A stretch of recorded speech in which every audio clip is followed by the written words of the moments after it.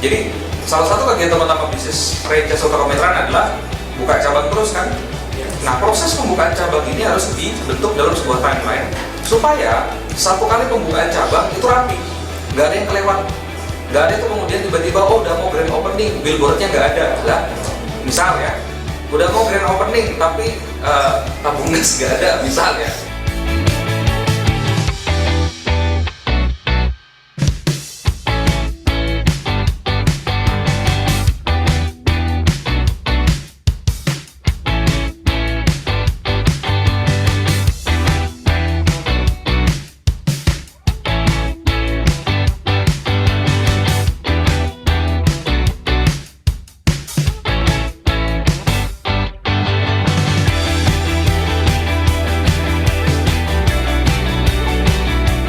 Aku butuh banyak banget ilmu, salah satunya dari franchise blueprint ini agar aku bisa lebih mengembangkan lagi bisnis aku ke depannya di bidang franchise.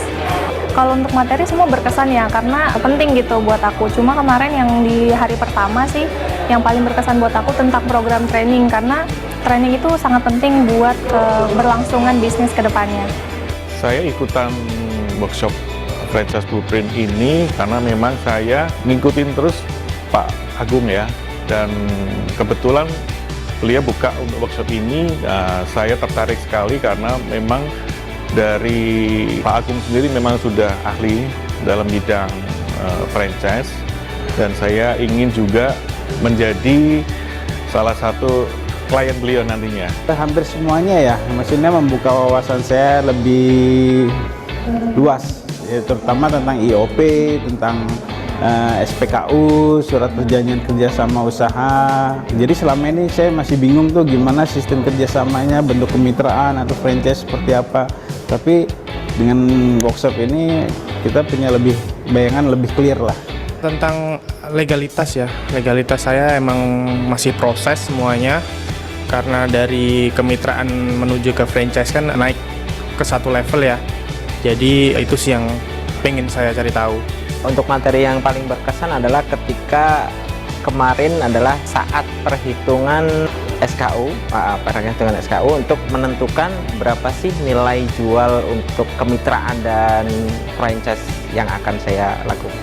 Saya kira dari beberapa seminar saya lihat di sini ini sangat, maksudnya best practice banget ya untuk kita memulai menjadi pengusaha ya, dan betul-betul kita bukan hanya teori ya, artinya kita praktek, kita bisa meruntunkan apa yang harus kita setup di awal sampai dengan apa yang harus kita lakukan untuk mengembangkan brand tersebut.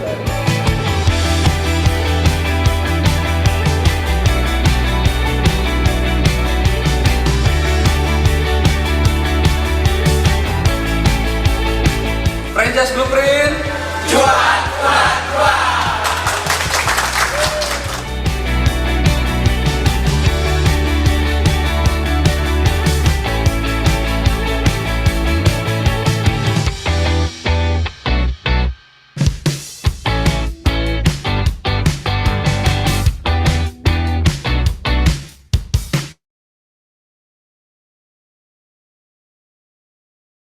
Assalamualaikum warahmatullahi wabarakatuh. Halo, selamat sore teman-teman pengusaha kuliner sekalian, dan selamat datang di Ospek, obrolan santai pengusaha kuliner. Oke, saya mau sapa-sapa dulu nih buat teman-teman yang sudah hadir. Udah banyak yang on cam juga. Halo, ada Bu Irene. Bapak atau Ibu? Bener ya Ibu ya? Bu Irene, lalu juga ada Pak Realme 3 Pro, ada Pak Ferry juga. Halo Bapak-bapak, dan mungkin nanti teman-teman yang lain juga akan nyusul nih buat on cam ya, supaya kita bisa ikut keseruan dari sore hari ini bareng-bareng. Oke, sebelumnya perkenalkan dulu buat yang mungkin belum kenal, nama saya Tia. Saya akan berlaku sebagai moderator pada ospek kita di sore hari ini. Dan juga terkait topik nih, topik sore hari ini adalah terkait SOP bisnis kemitraan. Tahapan merumuskan, mengimplementasikan, dan evaluasi SOP yang tepat. tepat. Dan juga pemateri hari ini adalah Coach Agung Haryadi selaku konsultan dan juga mentor di Pengusaha Kuliner ID yang memang fokusnya adalah untuk membantu teman-teman semua scale up dengan metode franchise maupun kemitraan. Dan beliau juga merupakan penulis dari buku The Franchise Game Theory. Langsung aja deh tanpa babi bu lagi, kita langsung panggil pemateri kita sore hari ini ada Coach Agung Haryadi. Halo Coach Agung.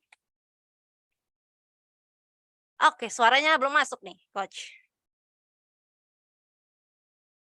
Oke, belum masuk nih. Ya udah sambil nunggu Coach Agung ngecek mic, boleh teman-teman absen dulu nih di kolom chat, teman-teman dari bisnis siapa, dari kota mana juga, karena udah lama juga ya kita nggak ospek, supaya saling kenal satu sama lain. Boleh kita say hi dulu di kolom chat. Cek, 1, 2, 3. Oke, sudah masuk Coach Agung. Oke. Coba boleh Mbak tes Tia, lagi?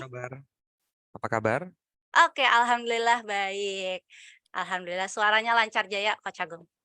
Oke, Sip. Coach Agung, mungkin sebelum kita mulai ya, aku mau ngobrolin soal topik kita sore hari ini yaitu SOP bisnis kemitraan. Kita semua tahu ya bahwa SOP ini adalah singkatan dari Standard Operational Procedure, di mana panduan untuk menyeragamkan aktivitas bisnis kita, operasional bisnis kita sehari-hari supaya bisa seragam nih antar satu cabang dengan cabang lainnya. Nah, terkait SOP ini, Mas Agung, apa sih bedanya SOP bisnis kemitraan dengan SOP bisnis yang biasanya? Kenapa judulnya harus spesifik SOP bisnis kemitraan? Oke, pertama mungkin kita pelajari nature-nya dari SOP itu sendiri ya. Purpose dari SOP atau tujuannya kan adalah untuk menstandarisasi apa yang ada. Jadi itu dulu. Jadi kalau misal Anda nggak ada yang mau distandarisasikan, ya nggak usah bikin SOP. Karena itu dulu mungkin nature-nya itu dulu kita pelajari. Nah, bedanya SOP yang normal dengan SOP untuk kemitraan adalah SOP yang normal bukan nggak ada, sebenarnya nggak ada yang namanya SOP normal, SOP kemitraan. Yang ada hanya SOP aja. Nah, ketika implementasinya di bisnis kemitraan, nah ini mungkin ya, ketika diimplementasikan ke bisnis kemitraan, mungkin yang membedakan adalah mekanisme kontrol dan subjeknya. Subjek berarti ada 3, ada pelaksana yang bikin SOP dan yang melakukan evaluasi. Nah, kalau bisnis kemitraan itu berarti yang mengevaluasi itu banyak ya, yang melaksanakan itu banyak, dan ini kemudian harus kalau misalnya di bisnis kemitraan, kalau misalnya SOP untuk bisnis kemitraan berarti akan ada banyak evaluatornya, karena bayangkan untuk satu cabang versus multi cabang, berarti yang mengevaluasi atau atasan yang mengevaluasi pelaksanaan SOP tersebut akan banyak. Nah, ini yang kemudian mungkin akan kita bahas di pada sore hari ini ya. Mungkin supaya nggak terlalu ini kali ya. Jadi mungkin nanti akan saya jelaskan mungkin secara detail supaya teman-teman lebih kebayang lagi. Kalau saya jelasin pakai analogi sekarang gitu ya, kayaknya akan kesulitan gitu untuk Nggak apa-apa, memahami. Nanti introduction saya dikit aja sih. nanti Oke, saya akan siap. kasih contohnya supaya untuk memudahkan teman-teman pelajari sore hari ini. Oke, di Begitu kolom kali chat ya. ada yang bilang audionya kurang keras nih Coach. Boleh teman-teman yang lain mungkin bisa konfirmasi juga nih suaranya Coach Agung udah masuk dengan oke atau kurang keras atau aman.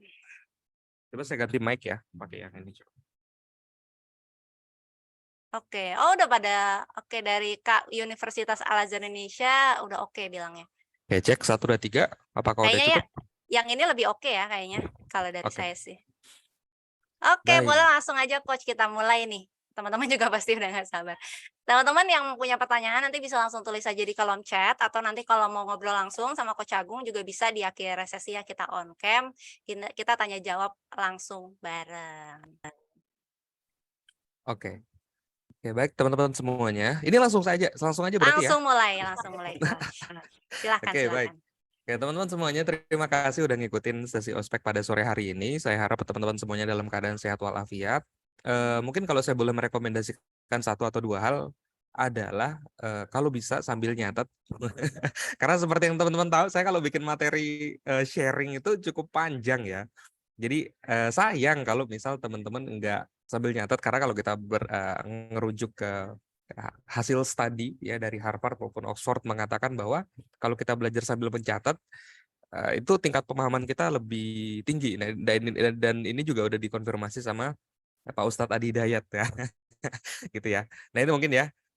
Jadi saya rekomendasiin kepada teman-teman kalau bisa sambil nyatet. Nah itu saya lihat ada Pak Dian, ada Pak Realme 3 Pro, udah nyiapin pulpen ya, sama nyiapin catatan. Oh ini patut diapresiasi semangat belajarnya pada sore hari ini. Saya berharapnya ya nanti teman-teman setelah selesai belajar sore hari ini, akan ada beberapa poin yang bisa diimplementasikan di bisnisnya masing-masing sehingga ya menciptakan perubahan-perubahan positif di bisnisnya dan bisa mencapai target ya pertumbuhan, entah itu target omset, entah itu target profit. Ya, terutama mungkin karena topiknya SOP, targetnya adalah berarti standarisasi. Ya, entah itu standarisasi produk atau standarisasi pelayanan. Dua hal ini ya yang kemudian jadi purpose utama dari SOP itu. Oke, kita langsung masuk aja ke materinya. Karena ini agak banyak sebenarnya, kita agak keluar sedikit. Materinya total ada, oh nggak banyak, cuma 20 slide. Oke, ini akan kita pelajari pada sore hari ini. Oke, bismillah ya. Kita mulai belajarnya. Oke, mungkin sebelum kita masuk ke konten, mungkin perkenalan diri dulu. Saya rasa di sini banyak teman-teman yang nggak kenal sama saya juga. Jadi mungkin perkenalan singkat aja. Ini saya, Agung Haryadi, profil pendidikan di School of Business and Management di ITB. Jadi memang background-nya manajemen bisnis, teman-teman. Lalu karir entrepreneurship atau berbisnis itu dari tahun 2012. Jadi ya 11 tahun, belum lama lah ya. Saya rasa teman-teman di sini ada yang lebih lama berbisnis daripada saya. Jadi disclaimer dulu, ini saya sharing bukan berarti saya lebih pinter atau segala macam, tapi ya karena ada kesempatan aja gitu ya. Lalu salah satu prestasi yang mungkin saya highlight adalah dulu pernah membangun bisnis dari nol, lalu dijual bisnisnya ke grupnya Cita Rasa Prima Group. Kalau teman-teman nggak familiar sama Cita Rasa Prima Group, Abnormal mungkin ya, Abnormal, Bakso Bujangan itu grupnya mereka. Di tahun 2018 saya jual bisnis saya ke grupnya mereka dulu. Ya, lalu menjabat sebagai operation manager di CRP Group. Lalu kemudian bikin brand sendiri, Martabak Kang Pandan dengan revenue 5,5 miliar per tahun. Kalau sekarang sih bisnisnya ini udah dijual ya, dijual lagi ya. Jadi saya gaya bisnisnya gitu, bikin bisnis sedikit agak grow, jual gitu ya. Itu yang saya lakukan. Jadi gaya entrepreneurship saya seperti itu. Lalu kemudian bikin komunitas sekalian jualan kelas, sekalian jadi konsultan gitu ya di pengusahakuliner.id. Jadi kalau teman-teman misalnya ada pertanyaan dan segala macam atau pengen hire saya sebagai konsultan secara private gitu ya, itu bisa-bisa aja. Karena saya memang sekarang sebagai full time consultant aja. Jadi ini kira-kira profil saya, singkat aja. Jadi sekarang kita mulai masuk ke materinya. Oke, bismillah. Ospek ya, talking point-nya apa aja nih terkait SOP? Yang pertama adalah jenis-jenisnya dulu. Kita pahami ada banyak SOP, jadi nggak cuma soal operasional. Nanti kita akan bedah apa aja SOP-nya. Lalu kemudian bab kedua, nanti kita akan bahas juga tentang tahapan menciptakannya. Itu mulai dari mana dulu? Misal Anda pengen menstandarisasi kualitas pelayanan di toko, misalnya. Nah ini mulainya dari mana nih? Kerangka berpikirnya seperti apa? Nanti akan saya jelasin di bab kedua. Bab ketiga ngomongin tentang elemen-elemen yang ada di SOP. Nanti silakan teman-teman compare ya, ada 8 elemen SOP, nanti silakan Anda cek. Nah, dari 8 elemen itu mana yang Anda belum punya atau mana yang dari 8 itu yang Anda belum masukkan tuh dalam SOP Anda sehingga SOP-nya tumpul misal atau pelaksanaannya tidak sesuai dengan tujuan dibuatnya SOP. Gitu ya, ini ada 8. Di bab ketiga nanti saya jelasin juga. Bab keempat, nah ini ya tanpa babi bu bebo langsung saya kasih lihat contohnya nanti bentuknya tuh seperti apa sih SOP, lalu kemudian kita trainingkan kepada karyawan, lalu formnya tuh seperti apa supaya ada pelaksanaannya. Nah dari pelaksanaan itu kemudian kita kasih feedback kepada karyawan pelaksana, itu bentuknya seperti apa. Satu contoh aja, nanti kita pakai contohnya SOP general cleaning misalnya, itu kita pakai contohnya itu. Yang bab kelima ngomongin tentang indikasi keberhasilan. Nah berhasil atau suksesnya SOP itu ketika apa tuh? Gagal, nah itu ketika apa? Supaya clear, supaya Anda tahu ini harus disetresin apa enggak. Supaya kita bisa tahu gitu ya. Nah, sebelum kita masuk ke pembahasan utamanya, mungkin kita samain dulu definisi tentang masalah ya, teman-teman ya. Kadang pengusaha itu banyak stres karena tidak begitu paham untuk ngasih boundaries atau batasan tentang masalah yang ada di bisnisnya. Jadi masalah itu apa? Ya, supaya kita tahu ini masalah, ini bukan. Nah, kalau berdasarkan buku The McKinsey Way, ini selalu saya sampaikan kepada teman-teman di kelas. Masalah itu adalah gap. Ya, gap. Apa gapnya? Ya, batasan antara ini ekspektasi kita di sini, realita kita di sini. Ya, semakin tinggi gap-nya, maka semakin tinggi masalahnya. Saya ulangin, masalah adalah gap antara ekspektasi kita di sini, realita kita di sini. Cara nyelesain masalah gimana? Gampang. Ada dua berarti kan, antara kita turunin ekspektasinya supaya sesuai dengan realita, berarti apa nih? Bersyukur gitu ya. Nah, atau yang kedua, kita naikin effort kita, usaha kita supaya mencapai realitanya. Kan itu ya. Nah, ini yang kemudian harus kita tentukan, gitu ya. Nah, masalah itu akan selesai ketika ekspektasi kita sesuai dengan realita kita. Itu mungkin ya, ini baru mindset berpikirnya dulu ya sebelum kita masuk ke ranah pembahasan tentang SOP di bab pertama. Gitu ya teman-teman ya. Nah, sekarang kita masuk ke bagian pertama, bab 1, jenis-jenis SOP pada bisnis kemitraan. Oke. Kalau kita ngomongin tentang SOP berarti cakupannya itu bukan cuma operasional toko, tapi keseluruhan. Ada SOP marketing, ada SOP human resource, ada SOP financial. Nah, tapi karena pada sore hari ini kayaknya kita akan lebih banyak ngomongin tentang SOP toko atau SOP gerai, karena apa namanya kemitraan ya, berarti ada duplikasi tokonya. Jadi ada beberapa cabang yang kita punya, maka kita akan fokus tentang SOP operasional pada sore hari ini. Ada SOP produksi dan SOP operasional. Oke ya, ini yang kemudian harus kita bahas pada sore hari ini. Gitu ya, tapi bukan berarti SOP marketing itu nggak penting, SOP human resource itu nggak penting, SOP financial itu nggak penting. Kalau SOP marketing kan ada tentang brand guideline, pemakaian logo, ya, SOP grooming karyawan, ya, SOP sosial media konten, new product launching, ya, ini yang kemudian masuk ke dalam SOP marketing. Penting, gitu ya. Ada yang namanya SOP human resource management. Apa tuh? Ya ada di dalamnya SOP rekrutmen, SOP interview karyawan gitu ya. Ada list pertanyaan yang memang sudah disiapkan dan tes gitu ya. Maksudnya pertanyaan kepada karyawan apakah mereka bisa menjawab atau tidak, itu kemudian harus ada. Ya, lalu kemudian ada SOP financial, ada di dalamnya SOP accounting, reporting, ya. Ini yang kemudian masuk ke dalam SOP finansial. Nah, ini kan pilar-pilar bisnis nih. Anda kalau jago operasional, jago marketing, jago HR, nggak jago finance, ya ambruk juga kan? Makanya empat-empatnya harus Anda kuasain gitu. Saya nggak bilang harus kuasain secara detail ya. Ngerti aja konsepnya, big picture-nya ngerti, lalu kemudian Anda kolaborasi atau hire karyawan yang memang jago di situ. Gitu ya. Nah, sekarang sebelum kita bahas tentang SOP operasional, kita agak ke marketing sedikit ya. Ini ada hubungannya sama kemitraan karena ini ada hubungannya sama penempatan logo dan bentuk toko. Nih, saya kasih kuis dulu. McDonald punya banyak logo di tahun 1999 dulu nih ya. Ini 1999 nih, logo-logonya ada banyak. Pertanyaan buat teman-teman semuanya. Perlu distandarin nggak? Halo? Perlu distandarin nggak logo yang mana ditempatin di tempat yang seperti apa? Ya, jawabannya adalah perlu ya. Kalau misalnya ini tokonya ada banyak gitu ya. Nah, ini perlu untuk distandarin. Logo yang ada di reklame beda tuh sama logo yang ada di seragam karyawan. Yang ada di seragam karyawan logonya beda lagi sama yang ada di packaging. Yang ada di packaging beda lagi logonya sama yang ada di depan kasir. Itu yang kemudian harus kita standarisasikan. Ini yang kemudian salah satu elemen penting dari SOP kemitraan. Ngomong tentang operasional, cakupan sama penempatan logonya disiplin, cabang kedua harusnya sama. Saya ada klien ya di daerah, nggak usah saya sebut daerahnya karena satu-satunya klien saya di daerah itu cuma beliau. Jadi cabang pertama sama cabang kedua penempatan logonya itu beda. Ya, cabang pertama tuh fontnya tuh tegak lurus gitu ya, font hurufnya gitu ya, kedai apa gitu ya. Nah, cabang keduanya tuh miring.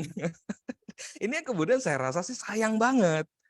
Cabangnya banyak, tapi penempatan logonya nggak standar. Nah, bahaya. Sebenarnya bukan bahaya ya, ada opportunity cost di situ. Artinya sebenarnya bisa Anda efisiensikan gitulah. Nah, ini kenapa penting untuk penempatan logo seperti ini? Jawabannya adalah ya simple, supaya Anda lebih mudah untuk masuk ke kepala konsumen. Ya, kalau misal penempatan logo Anda beda, nanti persepsi konsumen bisa aja nih ya, persepsi konsumen adalah jangan-jangan ownernya beda.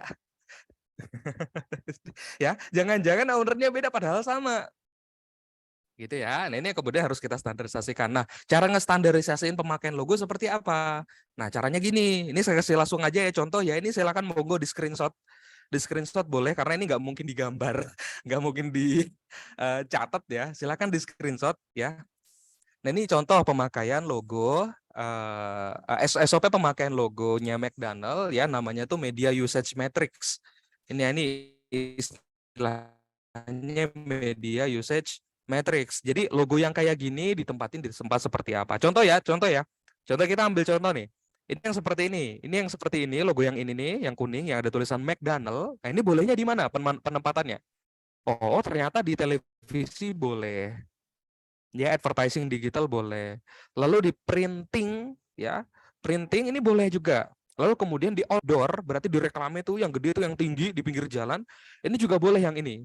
Nah, tapi di outdoor advertising banyak juga yang nggak boleh. Yang mana nggak boleh? Nah, ini nggak boleh nih. Yang ada tulisan McDonald International tuh nggak boleh dipakai yang seperti ini. Nah, ada adanya yang lain nggak boleh yang ini nih. Ya, nggak boleh nih. Kemudian pakai outdoor advertising yang tinggi itu reklame, ya apalagi investmentnya mahal ya. Itu nggak boleh pakai logonya sembarangan. Ya, nah ini tujuannya apa? Tujuannya adalah untuk mendisiplinkan pemakaian logo yang ada di toko. Saya tahu bisnis Anda tuh kalau udah semakin gede, ya amin nanti, itu pemakaian logonya benar-benar harus distandarisasikan supaya memang lebih mudah untuk nyantol ya di kepala konsumen. Ya, saya sarankan aja ya kepada Anda. Saya bukan ahli logo, saya bukan kuliahnya desain komunikasi visual. Saran saya ngobrol sama desainer, terutama yang udah berpengalaman untuk menstandarisasikan logo yang seperti apa, ditempatkan di mana. Ini saran saya ya, gitu. Karena ini akan sangat mempengaruhi omset. Ya, ujung-ujungnya kan duit kan ke sana. Nah, logo yang mana ditaruh di posisi mana itu akan mempengaruhi ini mudah diingat sama konsumen atau tidak, salah persepsi atau tidak, miskonsepsi atau tidak. Gitu ya. Ini konteksnya udah ngomongin logo nih. Dapat ya, aman ya? Halo? Sip ya? Oke. Nah, next. Nah, sekarang kita masuk pembahasan tentang bab kedua, tahapan penciptakan SOP. Nah, sekarang kita ngomongin tentang SOP operasional aja. Kalau tadi ngomongin tentang marketing, logo ya, karena ini kemitraan, maka harus distandarisasikan mulai dari outlet Anda yang udah ada sekarang, sebelum nanti diduplikasi, di copy paste dengan jumlah yang banyak. Gitu ya. Nah, sekarang tahapan menciptakan SOP kemitraan ada 9. Ini silakan ditulis. Ya, pertama mulai dari tujuan dulu. Oke, pertanyaan terbesarnya adalah proses bisnis mana yang mau Anda standarisasikan.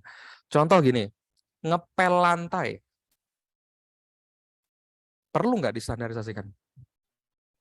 Nah, itu ya. Jawabannya adalah ya perlu itu distandarisasikan. Dibuatin SOP dalam bentuk SOP general cleaning misalnya. Ya, atau SOP list. Ya, dalam satu hari itu apa aja yang harus dibersihkan ya. Contoh yang kedua lagi. Handling komplain. Nah, konsumen kan pasti ada komplain tuh. Pasti ada lah ya. Sebagus apapun bisnis Anda pasti ada komplain, nanti entah sebulan sekali ya, entah sebulan 2 kali, pasti ada. Nah, pertanyaannya adalah perlu nggak dibuatin SOP handling komplain? Banyak perlu. Kenapa? Karena kalau misal ini bisnis yang atau tokonya misalnya dijalankan oleh para karyawan, udah jelas pasti karyawan itu akan masukin ke hati, baper. Ya. Kalau misal ini karena ini ya teman-teman perlu kita sampaikan kepada karyawan bahwa ini bisnis F&B atau bisnis jasa atau bisnis retail ini kan hubungannya sama konsumen. Pasti ada komplain, ini ya narasi yang harus kita sampaikan kepada komplain. Maka nah, gini cara memperlakukan komplainnya. Pertama, catat enggak yang pertama bukan catat. Yang pertama, dengerin. Dengerin dulu aja. Kadang orang komplain cuma pengen didengerin aja. Dengerin dulu poin komplainnya, nggak usah dijawab, nggak usah ngedefend, ya nggak usah masukin ke dalam hati apalagi. Soalnya saya pernah nemu beberapa kasus ya karyawan saya sih ya pernah dulu tahun 2020 kalau nggak salah sebelum pandemi. Hari itu dikomplain, besoknya resign. Seperti itu. Nah, ini kan kemudian mekanisme yang harus kita ciptakan gitu ya sebagai pemimpin dari toko kita, pemimpin dari bisnis kita gitu ya. Ini yang pertama ya. Jadi apa yang harus Anda standarisasikan? Nah, SOP yang harus distandarisasikan itu yang pertama ya, mulai dari tujuan yang harus distandarisasikan itu ada jawabannya adalah kalau misal prosesnya gitu terus, ada terus gitu ya, itu pasti harus distandarisasikan. Itu udah mutlak tuh. Saya ulangin. Kalau prosesnya gitu terus, ya berulang terus, maka itu harus distandarisasikan. Gitu ya. Nah, yang kedua, yang harus Anda tetapkan adalah sukses indikatornya. Contoh, SOP Stock Opnam. Indikator suksesnya apa? Stock Opnam nih, ngecek bahan baku nih, ngecek inventory. Indikator suksesnya adalah ya ketika bahan bakunya nggak ada yang hilang, ya nggak ada yang selisih. Itu kan kira-kira indikator suksesnya. Nah, itu yang kemudian harus di-set. Kalau misal nggak ada yang hilang, berhasil penerapan atau pencatatan bahan bakunya, nah, rewardnya apa nih buat para karyawan? Nah, gitu ya. Jelas. Nah, kalau misal SOP-nya ada di toko, tapi ya nggak jelas indikator keberhasilannya, cuma dilaporin aja, nyatet inventory semuanya gitu ya. Habis itu dilaporin ini nih formnya, stok opnamnya ada gitu ya. Ya apa gitu loh. Kalau ada indikator keberhasilannya, jelas indikator keberhasilannya, maka ya ini apa namanya, contoh penerapan SOP yang benar. Nah, ini yang kemudian sebenarnya udah sering kita lihat ya, misal penerapan SOP inventory yang bagus tuh yang ada di Indomaret ya. Jelas banget tuh karyawannya sampai mau untuk lembur, karyawannya sampai mau untuk ngecekin satu-satu gitu ya. Untuk ngecekin apa? Yang untuk ngecekin bahan baku atau SKU yang ada di sana. Karena kalau misal ada selisih, berarti penerapan SOP-nya atau pelaksanaan SOP-nya berarti ada yang salah kan? Ada yang hilang dan segala macam gitu ya. Meskipun itu mungkin di luar apa ya istilah, di luar kemampuan mereka untuk mengontrol, karena ada yang hilang dan segala macam kan kadang ya kita nggak pernah tahu faktornya. Cuma kan minimal kita tahu bahwa itu ada yang hilang. Nah, ketika ada yang hilang berarti penerapan atau pelaksanaan SOP-nya ada yang salah. Ketika ada yang salah dalam pelaksanaan SOP, maka siapa yang bertanggung jawab? Ya, ketika ada yang salah dan siapa yang bertanggung jawab, apa punishment yang harus kita berikan kepada karyawan pelaksana? Kan gitu. Jelas ya? Nah, ini yang kemudian poin 1 sama poin 2, ini baru 2 poin nih, 8 poin agak panjang nih. Gitu ya. Dari Pak Irwan Jabardi, stok yang tidak hilang, apakah dianggap berhasil dan sampai dikasih reward? Bukannya itu seharusnya tidak hilang stok barangnya. Oke, nah ini reward dan punishment-nya kemudian kita bentuk dalam apa ya, KPI ya Pak ya. Ya simpelnya gini deh, dalam 1 bulan nggak ada barang yang hilang. Masa Anda nggak ngasih apresiasi kepada karyawan? Sekedar bonus 50.000, 100.000, 200.000 per bulan gitu ya kepada karyawan yang ada. Anda stoknya dijagain loh sama karyawan, nggak ada reward dan punishment-nya. Salahnya ketika kita bikin job desk, bikin SOP, bikin KPI, itu nggak dikaitkan dengan bonus dan tunjangan. Akhirnya apa? Akhirnya karyawannya nggak ngerasa, kayaknya saya nggak perlu-perlu amat untuk ngejalanin sampai sedetail itu dah. Akhirnya SOP-nya nggak jalan. Itu ya mungkin ya. Saya rasa cukup. Semoga cukup ngasih perspektif. Di saya kok nggak ada suara. Oke, sip. Terima kasih. Nah, yang ketiga, ya bisnis proses ya. Tahapan pengerjaan SOP-nya itu seperti apa? Maksudnya ya, poin nomor 3 ini. Ya. Bisnis proses maksudnya tahapan pekerjaannya seperti apa? Gini, misal gini. SOP kebersihan, dulu checklistnya kan banyak banget tuh. SOP kebersihan. Kayak dalam 1 hari itu banyak sekali yang harus di checklist. Cara ngerjainnya gimana? Cara ngerjainnya adalah yang pertama, kerjain dulu aja semuanya yang bisa dilihat sama mata, bersihin. Kalau udah dilakukan baru di checklist satu-satu. Karena kalau kita ngerjakan berdasarkan di checklist gitu ya, itu akan lama sekali. Gitu ya, contoh ya. Yang ketiga, trigger. Trigger ini penting. Apa atau kapan ya SOP tersebut mulai dijalankan. Trigger. Supaya karyawan tahu, oh di jam segini, nah ini ya, SOP yang harus dijalankan itu adalah SOP yang ini. Ini nomor 4 ya, trigger ya, ini harus ada. Supaya apa? Supaya SOP-nya itu dijalankan sesuai dengan waktunya. Ada triggernya. Kalau triggernya bukan waktu, biasanya triggernya adalah event. Ya, contoh, handling komplain. SOP handle komplain konsumen. Kapan dijalankan? Kalau ada komplain ya, kan gitu, bukan karena ada waktunya. Masa kita ngejalanin SOP handling komplain karena udah malam gitu ya. Malam jalanin SOP handling komplain, kan enggak ya. Jadi harus jelas triggernya apa. Apa yang membuat SOP itu dilaksanakan. Indikatornya cuma 2 kan, antara waktu, time, atau event, atau kejadian. Itu yang kemudian harus kita jelaskan dan kita tulis dalam SOP. Gitu ya, elemen-elemennya tuh. Gitu ya, icon mic-nya nggak ada. Oke, bagaimana menurut Mas tentang pemotongan gaji karyawan atas kehilangan barang? Dari pertanyaannya dari Pak Hamzah. Ya kalau menurut saya ini kalau misal prakteknya bisnis ya, ini kalau bisnis ya, ini kalau di luar prinsip muamalah dan prinsip-prinsip fikih muamalah dan normalnya, karena saya bukan ahlinya di situ.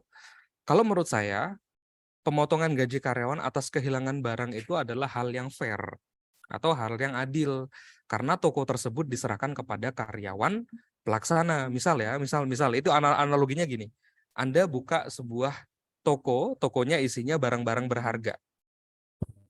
Barang berharga kan nggak harus emas ya. Tepung, beras ya, toko kelontong itu juga kan isinya kan barang-barang berharga. Nah, pada hilang nih barang-barangnya. Nah, siapa pelaksananya? Siapa penanggung jawab tokonya? Apakah penanggung jawab tokonya adalah karyawan pelaksana yang ada di lapangan? Makanya udah jelas, tanggung jawabnya ada pada karyawan pelaksana kan? Sama kayak misal driver Bluebird gitu ya. Driver Bluebird itu kan mobil taksinya kan dipinjamkan. Kalau mobilnya hilang, siapa yang bertanggung jawab? Gitu ya. Saya rasa sih ini prinsipnya yang adil seperti itu. Tapi kalau secara muamalah ya saya kurang paham. Silakan tanyakan kepada ustadz yang lebih memahami gitu ya kalau prinsip-prinsip muamalahnya. Oke ya. Lalu yang kelima, teman-teman, ini yang paling penting. Subjek. Nah, subjek itu kan berarti orangnya. Dalam SOP itu ada 3 orang yang terlibat yang harus ada. Ya, apa tuh? Ya pelaksana, pembuat SOP-nya, sama evaluator dari SOP-nya. Gampangnya gini deh. Katakanlah SOP masak ayam geprek. Katakanlah ya. SOP masak ayam geprek itu pertama ada yang bikin nih SOP-nya. Nggak kemudian SOP-nya kan muncul dari langit. Jadi ada yang bikin dulu nih. Siapa yang bikin? Ya orang yang paling ngerti gimana caranya bikin ayam geprek yang enak. Gitu ya, ada subjeknya dulu yang bikin. Nah yang kedua, setelah yang bikin, ada yang kedua subjeknya, yaitu adalah pelaksana.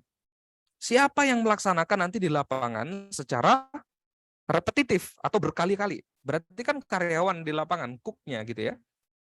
Nah yang ketiga adalah evaluator atau atasan dari si pelaksana. Itu ya, ini kemudian harus dikasih feedback. Orang kalau ngejalanin SOP tapi enggak pernah dikasih feedback, tumpul SOP-nya lama-lama, malas orang ngerjain kerjaan yang enggak dikasih feedback. Pelaksanaan, gitu ya. Maka SOP itu harus punya 3 subjek. Nah, sekarang pertanyaan buat teman-teman semuanya adalah dari SOP yang udah Anda punya, mana dari 3 subjek ini yang enggak ada? Gitu ya. Nah, 6, reward dan punishment. Kalau ngerjain dapat apa? Kalau nggak ngerjain sanksinya apa? 6, documentation. Ya, ini prosesnya dari awal sampai selesai ini seperti apa? Saya sarankan ya kalau misal cabangnya baru 1 sih nggak apa-apa, SOP-nya di atas kertas.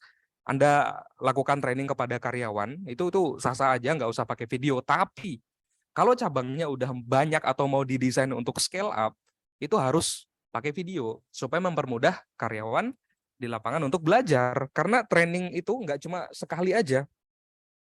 Training ke karyawan itu nggak bisa dilaksanakan sekali doang. Pas pesan maca apa lagi? Kayak gitu ya. Saya sambil pesan maca agak tadi habis pesan kopi agak gemeter nih sekarang jadi. Yang 8 adalah training dan kurikulum. Ya, maksudnya apa? Maksudnya adalah masukin SOP itu ya dalam kurikulum program training ya, supaya nanti ketika ada proses retraining kepada seluruh karyawan ya SOP itu masuk gitu loh. Jadi nggak kemudian Anda bikin SOP, Anda trainingin langsung kepada karyawan, enggak. Anda bikin SOP, SOP-nya masukin ke program training supaya ya tersosialisasi gitu ya. Yang ke-9 adalah evaluasi. Evaluation ini maksudnya gimana? Ketika udah dijalankan kasih feedback. Feedback apa? Feedback pelaksanaan kepada yang ngelaksanain. Ya salah kaprahnya adalah banyak kita ngasih SOP kepada karyawan di lapangan tapi nggak pernah dikasih tanggapan. Stok opnam, wah stok opnam nih. Habis stok opnam dikirim ke grup gitu ya, di grup WhatsApp misalnya WhatsApp kerja. Habis itu udah gitu aja. Nah, akhirnya besok-besok karyawan yang melaksanakan malas-malesan. Ya, ternyata nggak dicek, ternyata nggak ada yang ngaudit, nggak ada yang evaluasi. Ya udahlah saya ngerjain apa yang ada aja dah. Yang penting cepat kerjaan saya cepat pulang. Nah, salah kaprah tuh ya. Berarti ini nih teman-teman ya 9 ya tahapan penciptaan SOP. Jadi mulai dari purpose-nya dulu sampai ke proses evaluasi. Itu ya. Saya mau izin untuk lanjut dulu. Ini udah selesai nyatet belum ya? Udah ya? Aman ya? Sip. Ada yang jawab? Oke, sip. Kalau sip, jempolnya boleh ke atas. Oke, sip. Terima kasih teman-teman. Ternyata banyak yang open cam ya. Saya baru ngecek ini nih, baru ngecek apa namanya? Bagian peserta ada Pak Bastian, ada CV Taisi Corporation. Oh, ini yang Pak Tahu Taisi, ada Pak David, ada Pak Ferry, ada Pak Dika, lalu ada Bu Riza, ada Realme 3 Pro. Enggak di rename sih ya, mohon maaf. Ada Pak Asri Ningrum, ada Pak Bakso Uncal, Pak Roni. Oke, terima kasih teman-teman semuanya. Jempol ke atas, jempol ke atasnya di kolom chat. Terima kasih. Nah, sekarang kita lanjut materinya.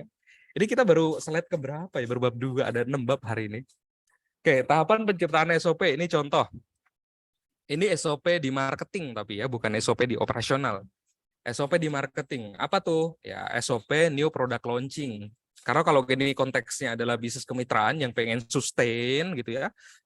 Apalagi F&B, itu kan harus melakukan launching produk baru setiap berapa periode. Iya kan? Iya dong. Ini kayak ada semacam fatwa. Fatwa. Saya nggak tahu siapa yang ngeluarin, tapi bunyinya kira-kira gini. F&B itu haram hukumnya enggak launching produk baru ya setiap berapa waktu gitu ya, entah 3 bulan sekali, entah 5 bulan sekali. Yang jelas harus ada produk baru yang di launching. Untuk apa ya tergantung tujuannya apa, entah untuk refreshment doang, entah untuk brand recall, atau memang untuk diciptakan untuk ya riding the wave gitu ya, ada yang lagi viral terus kita bikin produk yang apa namanya sesuai gitu ya. Sini aja. Oke. Nah, tahapan penciptaannya gimana? Ini silakan di screenshot aja karena kayaknya sih bakalan susah ya kalau misal di apa namanya ditulis, digambar gitu ya. Silakan di screenshot, saya kasih waktu 5 detik. 5 4 3 2 1. Gitu ya. Ini tahapan launching produk baru. Pertama, ya, kita tentukan dulu for who, buat apa, buat siapa produk yang akan kita launching. Nah, ini ya yang pertama. Yang kedua, kitchen work. Nah, setelah kita tentukan untuk siapa produknya, value-nya, ini kalau kita ngomongin marketing bakalan teorinya ke value proposition, berarti produk seperti apa, ditawarkan untuk siapa, ya. Lalu kemudian untuk menjawab masalah yang seperti apa, misalnya ini udah masuk ke teori marketing lagi, tapi intinya ini masuk ke sini for who. Lalu kemudian kitchen work artinya ya kita bikin semacam ya R&D, riset supaya bikin produknya enak dan segala macam. Setelah itu di testing ya, di ranking, lalu kemudian dihitung HPP-nya. Nah, setelah dihitung HPP-nya berapa nih? Ya, kalau misal ini kita ngomonginnya F&B berarti misal ya, saya pengen HPP-nya itu Rp6.000 supaya nanti bisa dijual dengan margin 70% karena kita udah riset misalnya mau launching produk apa gitu ya. Nah, ini kemudian harus kita hitung food cost-nya berapa. Jangan sampai Anda bikin menu launching produk baru tapi ternyata marginnya tuh tipis sekali, mahal tapi keuntungannya tipis gitu ya. Ini kemudian supaya nggak salah kaprah gitu ya. Jadi di riset dulu berapa food cost-nya, karena kalau Anda launching produk ya faktor terpentingnya salah satunya adalah berapa food cost per satu produk yang akan kita jual gitu ya. Ini ada pertanyaan dari Pak David. Misal produk baru yang secara periode tidak disebut, diganti dengan campaign atau program promo. Bagaimana Pak? Oh ya boleh-boleh aja. Boleh-boleh aja. Ya, yang produk baru tuh biasanya launching produk baru tuh biasanya kalau kelasnya restoran atau kafe ya, yang memang varian produknya tuh memang banyak. Nah, ada satu bisnis ya yang nggak pernah launching produk baru sampai sekarang. Cuma sekali doang sih, dari buka sampai sekarang. Produknya cuma itu doang. Variannya doang yang nambah. Itu pun cuma nambah 3 selama 20 tahun terakhir. Tahu nggak brand siapa yang saya maksud? Nggak pernah launching produk baru. Ya, sekalinya launching cuma nambah varian doang. Nggak launching produk baru yang benar-benar real baru gitu. Siapa kira-kira brand yang saya maksud? Yang jawab benar di kolom chat, saya kasih sepeda. Ya, enggak ya, bercanda ya. Silahkan jawab di kolom chat. Siapa brand yang saya maksud? Ya, mikir nih jadinya nih. KFC, oh enggak mungkin. Bukan KFC dong. Misuhe. Bukan Misuhe. Dia produknya cuma satu. Sampai sekarang cuma satu. Variannya doang yang nambah. McD. Enggak mungkin McD. Terima kasih jawabannya BTW. Pizza apa nih? Sari Raos Bandung nih gacoan. Oke, terima kasih teman-teman. Jawabannya ini cukup menggelitik. Warteg, beras, Yakult, nasi goreng, Coca-Cola. Nasi goreng Abah Idun, KFC, Coca-Cola. Coca-Cola bukan kemitraan. Ini konteksnya F&B service ya. AW, Dunkin Donat, Pertamina. Siapa dah jawab Pertamina? Kayak, nah BTW ini daripada makin ngawur, saya kasih aja jawabannya. Jawabannya adalah roti O. Roti O, roti boy. Dari dulu produknya itu doang. Yang nambah cuma variannya doang. Ya, varian produknya cuma nambah vanila atau kalau enggak coklat atau kalau enggak ini ya. Gitu. Dari dulu satu. Ya, paling nambah varian minuman. Roti O, roti boy. Saya mau jawab sebenarnya Mas Agung. Yang jawab martabak pandan dapat sepeda. Loh. Enggak ya? Nah, itu kira-kira teman-teman ya. Ini kolom chat antara antusias sama bercanda.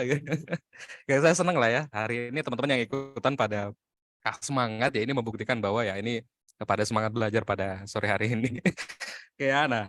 Yang keempat, ini kira-kira itu ya food cost. Nah, setelah itu kemudian baru kita tentukan. Ini balik lagi ke konteks ya, fokus ya. Nah, setelah kita hitung food cost-nya, baru kemudian kita dokumentasikan ya, SOP-kan gitu, didokumentasikan proses pembuatannya dari nol gitu ya, supaya ya jelas proses pembuatannya, lalu kemudian disosialisasikan. Tahap selanjutnya adalah nge-trainingkan kepada para karyawan pelaksana. Ini kalau misal kita mau launching produk baru, setelah itu kita pastiin bahwa materialnya pada ready, bahan bakunya pada ready.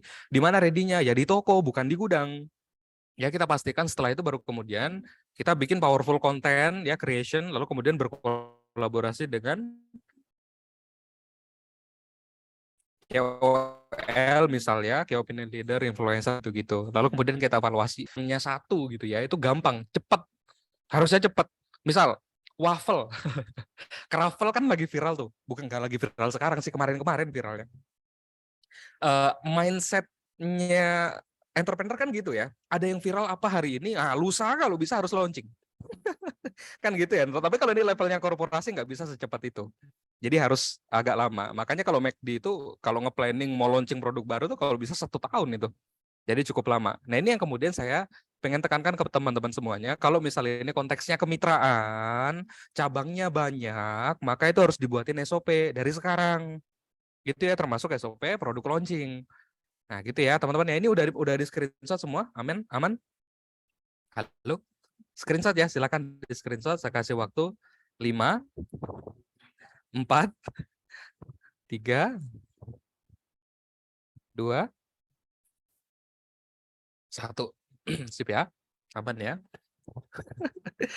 Oke, nah sekarang kita masuk ke bab ketiga.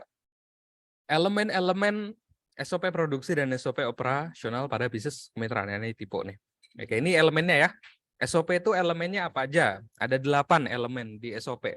Kalau satu dari elemen ini nggak ada, kemungkinan SOP kita nggak bisa dilaksanakan sesuai dengan fungsinya. Ada 8 SOP, ada 8 elemen atau 8 hal yang harus ada pada satu SOP. Oke ya. Pertama objektif, yaitu tujuan dibuatnya SOP. Yang kedua, subjek. Nah, ada 3 kan tadi kan, masih ingat ya? Yang bikin, yang melaksanakan, dan yang mengevaluasi. Nah, yang ketiga, sukses indikator. Ya, dikatakan sukses apabila titik gitu ya. Yang keempat, reward dan punishment. Kalau dikerjakan, nah, dapat apa nih rewardnya? Lalu punishment-nya apa kalau misal pelaksananya tidak sesuai dengan target? Gitu ya, atau misal nggak dilaksanakan sama sekali, apa nih ya punishment-nya? Yang kelima, working process, maksudnya tahapan kerjanya gitu ya, dari awal sampai selesai itu seperti apa, lalu didokumentasikan dengan baik.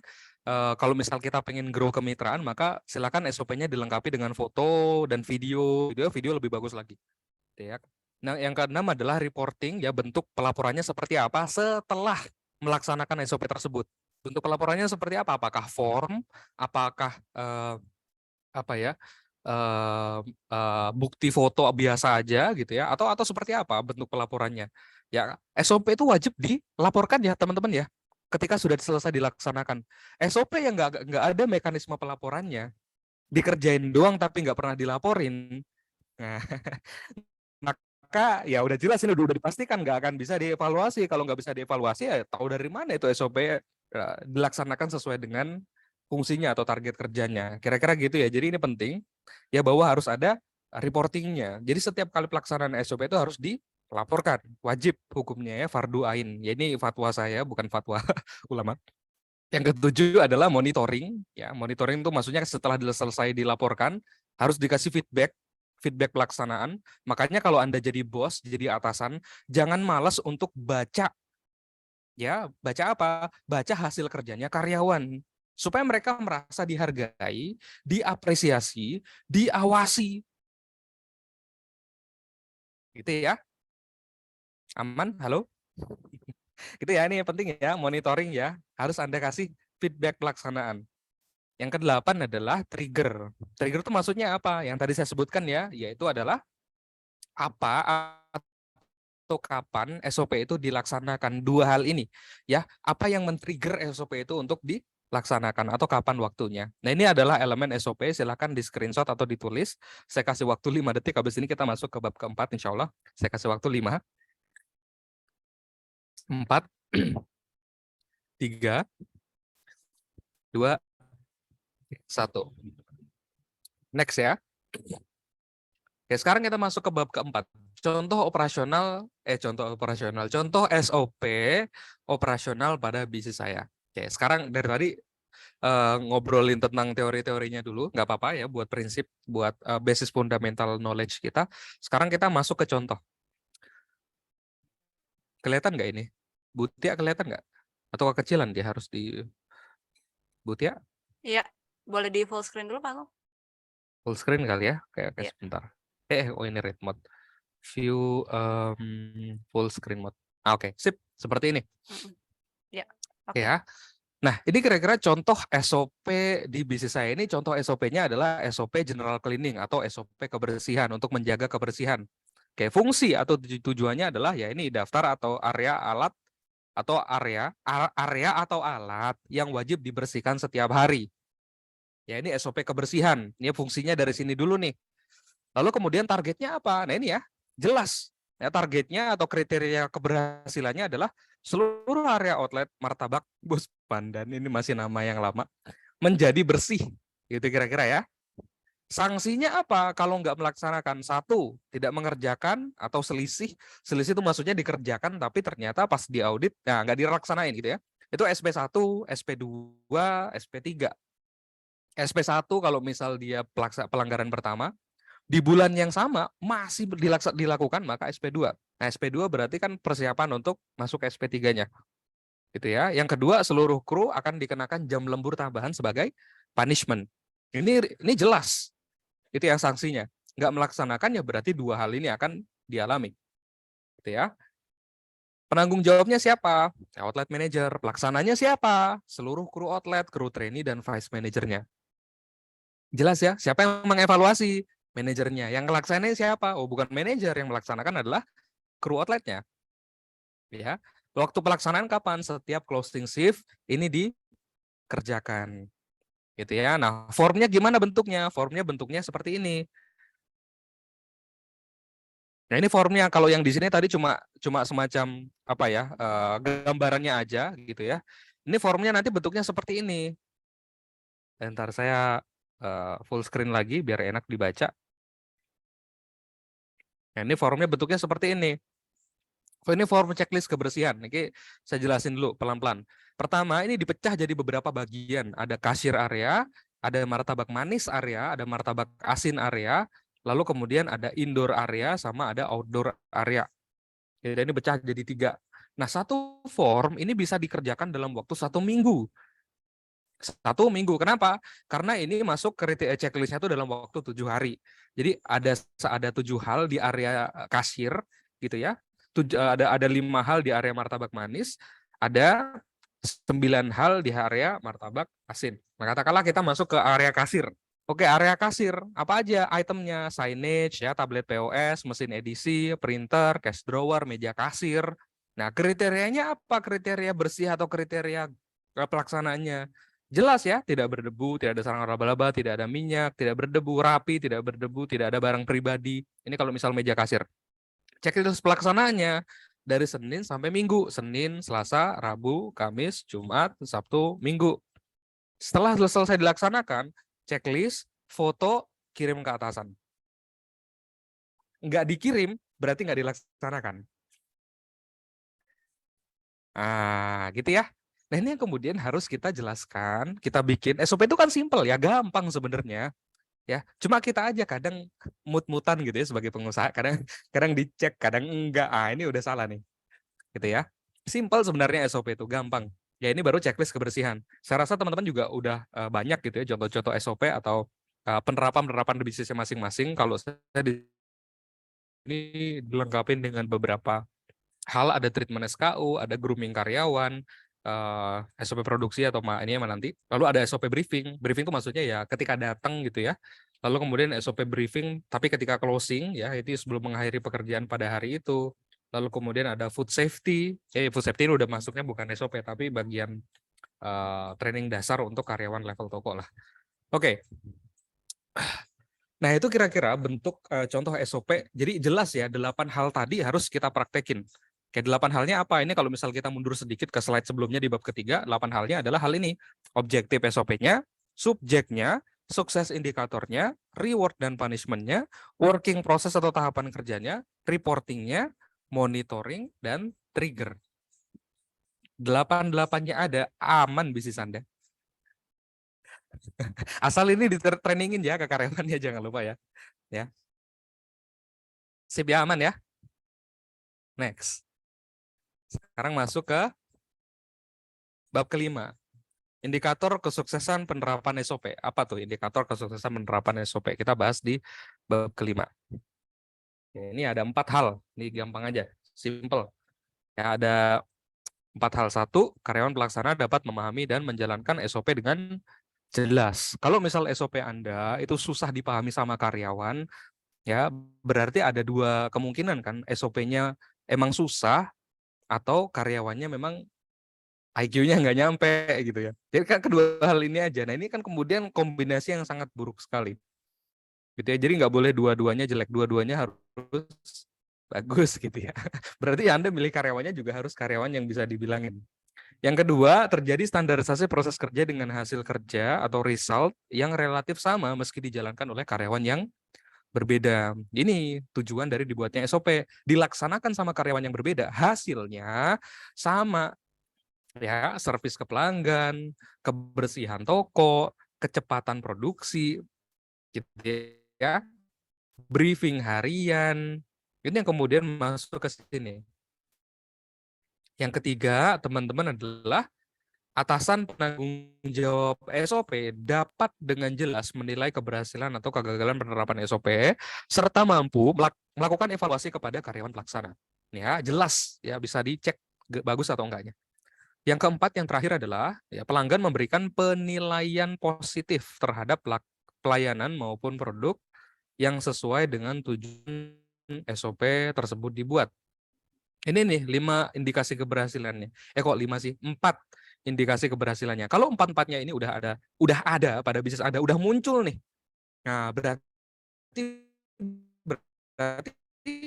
penerapan SOP Anda udah benar. Sebaliknya kan, kalau misal dari 4 hal ini nggak ada yang muncul satupun, gitu ya. Nah, ini berarti penerapan SOP di bisnis Anda ya masih asal-asalan. Ya, saya sih nggak menyalahkan atau mempermasalahkan ya. Balik lagi kan, kita pengennya mau kemana? Kalau Anda pengen multi cabang, segera benerin SOP-nya. Karena ini kalau misal konteksnya kemitraan, maka udah jelas 4 ini harus muncul nih di bisnis Anda nih. Kalau ada 1 dari 4 ini nggak muncul gitu ya, atau 4-4-nya malah nggak ada yang muncul, berarti ya SOP Anda masih kurang. Gitu ya, itu pentingnya SOP. Gitu ya, teman-teman, jelas ya? Ada pertanyaan boleh tulis di kolom chat. Kalau misalnya ada yang kurang jelas atau ada yang pengen ditanyakan gitu ya. Peserta hari ini banyak, ada 100. Wah, terima kasih teman-teman yang udah standby sampai jam sekian. Saya harap ilmunya bermanfaat untuk nanti Anda praktekin di bisnis masing-masing ya. Dari pertanyaan dari Pak Anca, saya pernah bekerja di suatu usaha UKM gitu Kak. Awalnya emang nggak ada SOP, tapi setelah ada SOP tingkat turnover karyawan itu tinggi. Itu gimana Kak? Apa emang itu hal yang wajar atau gimana? Nah, ini kan berarti ada perubahan ya, yang tadinya nggak ada, sekarang ada. Yang tadinya nggak punya standar, sekarang punya standar. Akhirnya yang nggak bisa mencapai standar, nggak nyaman. Ya wajar kalau misal perubahan itu menimbulkan ketidaknyamanan. Karena perubahan arahnya ke yang lebih baik kan. Itu menurut saya sih wajar. Ya, karena sebuah bisnis yang lagi di fase berubah ya. Ini kebanyakan klien-klien saya yang saya konsultasi rata-rata seperti itu ya. Jadi banyak karyawannya kemudian ada yang bubar. Ada satu Karawang, itu salah satu klien saya yang udah selama 1 tahun ini saya konsultasiin gitu ya, barengin gitu ya. Awalnya tidak profesional, maksudnya karyawannya nggak profesional, pelayanan amburadul, masuk kerja kadang sambil mabuk, ya ada tuh kayak gitu kasusnya. Karena ini kita ngomongin SDM level C dan D ke bawah gitu ya. Tapi ketika udah di SOP-in, wah itu gejolaknya banyak. Pertentangan dari karyawan yang ada, terutama karyawan yang senior tapi bebal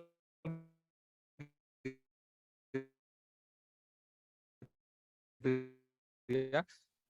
Itu udah nggak bisa diiniin. Saya sampaikan kepada Bu Liza, ini kalau misalnya decision yang harus Ibu ambil, meskipun sulit nanti. Nah, silakan Ibu pilih, ada 2. Berubah, berarti mencat orang, atau yang kedua, nggak berubah, tapi nggak berubah kondisinya. Berubah. Ya gitulah ya, logikanya dapat ya kira-kira ya. Jadi antara 2 pilihan ini, gitu. Dan ternyata ibunya memilih untuk melakukan perubahan itu, dan ternyata banyak yang resign, turnover. Tapi turnover itu kemudian nggak lama.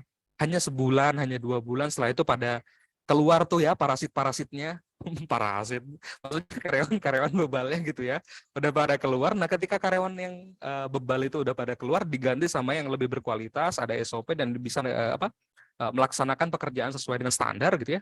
Nah sekarang jadi salah satu top brand street food di Karawang, dan saya rasa nih brand street food nomor 1 di Karawang deh kayaknya ya, untuk kedai sambal dadak. Silakan teman-teman googling deh. Ada IG-nya namanya kedai sambal dadak. Udah 1 tahun ini saya berikan sesi konsultasi. Gitu. Oke, bab kelima lagi. Indikator kesuksesan keberhasilan penerapan SOP adalah, nah ini yang paling penting, silakan dicatat. Indikator keberhasilan penerapan SOP yang terakhir adalah ada pemimpin memimpin timnya, tim yang saya maksud adalah pimpinan dalam satu toko gitu ya. Tanpa Anda ada di situ, itu bisa berjalan dengan baik, bisa mencapai targetnya. Itu salah satu penerapan SOP yang bagus. Ya, indikasinya ini saya kasih gambar I'm Smart. Saya nggak tahu Pak Anwar ikutan nggak ya pada ospek sore hari ini. Ini punyanya Pak Anwar. Pak Anwar itu Pak Hoirul Anwar itu adalah seorang RGM dulu, mantan RGM-nya McDonald. Beliau bilang ini adalah salah satu bukti bahwa pemimpin di McDonald itu dilahirkan, dibentuk di dalam organisasinya. Ya, dia mendapatkan ini ketika dapat ujian, bukan ujian hidup ya, ujian tertulis gitu ya. Dapat nilai skor 100 lah. Ya, maka kemudian dapat pulpen ini. Ya, poinnya adalah poin yang saya pengen sampaikan adalah ketika Anda penerapan SOP-nya bagus, otomatis organisasi Anda akan berubah dan